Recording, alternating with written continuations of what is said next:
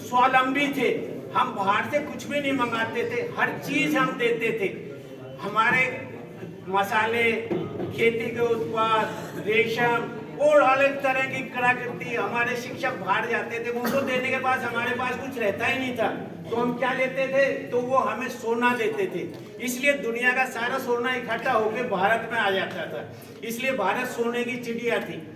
लेकिन समय के साथ क्या है, जब तक समाज का समग्र विकास नहीं होता, समाज सब तरह से चारों तरफ की विकास, अपने पैर भी सही होगा, हाथ भी सही होगा, आंख भी सही होगी, नाक सही होगा, जब ही आदमी है ना अच्छी तरह से कार्य कर सकता है। तो समाज के सारे अंग अगर सही होंगे तो हम है ना सफलता प्राप्त कर सकेंगे। भारतीय संस्कृति में क्या हुआ, आपने 9वीं 10वीं 5वीं तक भी आता है शायद, गुप्ता एज पढ़ा होगा, गुप्तकाल, उसमें अपन कितनी उन्नत स्थिति में थे, कलाकृति में, साहित्य में, हर चीज में अपन है ना चरमोत्कर्ष पर पहुंचे हुए थे। लेकिन उसके बाद हम गुलाम क्यों हो गए?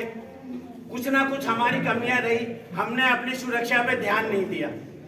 कुछ हबसी लोग, गिने चुने हबसी लोग, जिनकी कोई नाम मात्र की संस्कृति थी, कोई संस्कृति नहीं थी, वो वहां से चले और हमारी इस उन्नत संस्कृति को तहस नहस कर दिया। क्योंकि उन्हें कुछ दिखता ही नहीं था, उनका तो एक ही लक्ष्य तक सब कुछ तहस नहस करना है। और हम तहस नहस हो गए क्योंकि हमने अपनी सुरक्षा के ऊपर विशेष ध्यान नहीं दिया। हम अपने सब कुछ करते रहे लेकिन सुरक्षा पे ध्यान नहीं दिया। हमने अपने राजाओं के ऊपर कंट्रोल जो होता है, उन पर नियंत्रण नहीं रख पाए हमारे ऋषि मुनि और विद्वान जन, ताकि वो अपनी सेना को सशक्त और अच्छी तरह रख सके और पूरे समाज की और देश की रक्षा कर सके।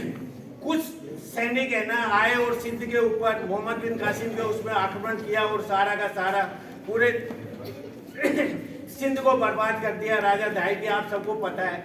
उसके बाद देश में थोड़ी सी जागृति आई, लेकिन हम जब करते हैं, जब हमारे ऊपर एक धक्का लगता है ना, फिर संभलते हैं। उसके बाद मेवाड़ के एक राजा बापर रावल खड़े हुए और उन्होंने 738 में, 712 में आक्रमण किया था, 738 में उन्होंने पूरी सेना के साथ मोहम्मद बिन कासिम समेत सबको हराकर और अफगानिस्तान और ईरान तक भारत की है ना ध्वजा लहराई और उनको सब विदेशी आक्रांताओं को और उनको भगाया। बाबर रावल के उस बात को बहुत कम लोग जानते हैं, बहुत कम पढ़ाया जाता है, केवल नाम ही जानते हैं। उसके बाद हम फिर सजग नहीं रह पाए।